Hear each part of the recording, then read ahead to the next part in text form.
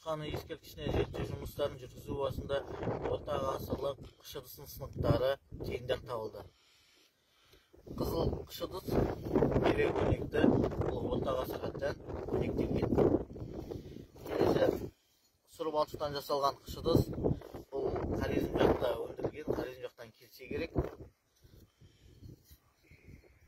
Сонымен бірге штаб дегенде штабке соғылған арнайы және де сырлы кыш ыдыстын сыныктары.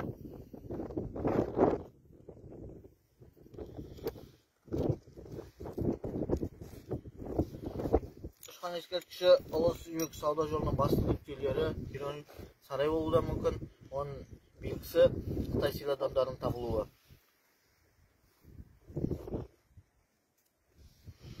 Және де орто гасырлык сырланган кирпичтин сыныгы.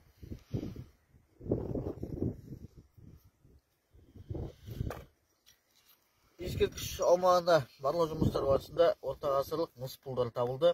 Бул алда убакытта тазартылып, окутулуу барысында бул ушкан ескерткичинин кай гасырга жататынын аныктоого өз көмөгүн тийгизет.